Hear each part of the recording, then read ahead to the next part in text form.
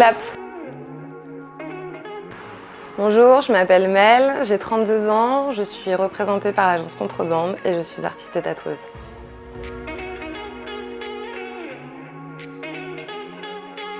C'est-à-dire que j'ai fait une école d'art graphique, j'ai eu mon diplôme, je ne savais pas trop quoi faire. J'avais un ami qui m'a présenté vraiment des machines à tatouer de fil en aiguille. J'ai vraiment commencé à m'intéresser au tatouage. C'était vraiment une facilité d'allier le manuel, de dessiner et par la suite de tatouer des personnes. J'en suis très heureuse de faire ce métier actuellement.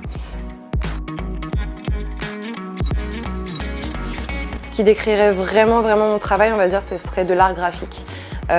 Qui peut être très brut, avec des gros aplats. Mais en tout cas, c'est vraiment de la recherche parce que mon travail, c'est vraiment de la matière. C'est jouer avec les matières, c'est pour ça qu'on m'appelle les petits points. C'est que je vais jouer vraiment sur des trames en fond et après rajouter par-dessus des contrastes un peu plus élevés. Un artiste français qui m'a beaucoup inspirée, ça a été Jekyll. La philosophie, clairement, c'était dessine, en fait. N'utilise pas de tablette. C'est grâce à lui vraiment que j'ai eu cette espèce de mindset à me dire il est hors de question que j'utilise une tablette parce que ce que je vais produire en fait sur le papier, je sais que je vais le reproduire à même sur la peau.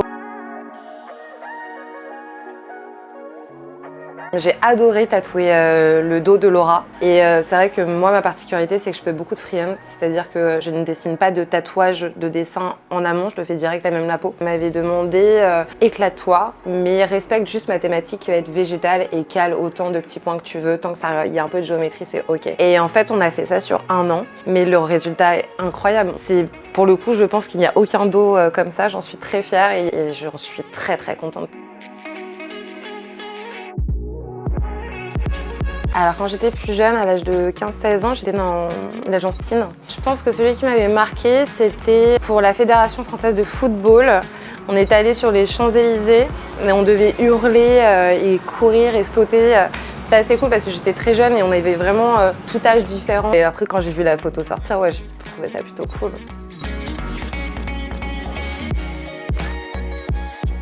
On m'a débauché pour bosser et faire un guest à Montréal. Ramener des petits points sur le continent américain, c'est un truc auquel je n'aurais jamais pensé. Et après, je refais un autre guest à Marseille. Et après, je pense que ça va continuer de bouger à droite à gauche. Mon goal absolu, ce serait d'ouvrir une galerie pour exposer autant des artistes. Et on m'a souvent dit, expose tous tes dessins. J'ai un classeur qui est rempli, je dois avoir presque 500 dessins dedans. Et c'est vrai que je me suis dit, si un jour on devait faire une petite galerie, une expo, il y aurait tellement à voir. Ça serait assez cool, mais en tout cas, ne pas rester que dans le tatouage. J'aimerais bien faire pour des parfums. Les parfums, je trouve intéressant du principe où la dernière, par exemple, pour Chanel, où c'est une femme noire qui a une grosse crinière. Et je trouve que ça change aussi un petit peu de ce qu'on a l'habitude de voir. Déjà mettre une femme noire sur une campagne de pub. Même le make-up, en vrai, ça pourrait... je me maquille pas trop de base, mais là, pour le coup, je me dis pourquoi pas.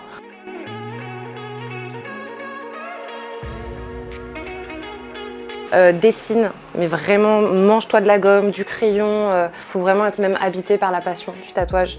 Il n'y a qu'en faisant des erreurs, en se crachant, qu'on se relève et qu'on explose. Vraiment, c'est que du kiff en fait là. Merci beaucoup pour cette interview, c'était très cool. Ça me fait plaisir de parler de mon métier, de ma passion, de mettre aussi en valeur l'art du tatouage. C'est avec grand plaisir, si vous suivez mon évolution, qu'on en refera d'autres.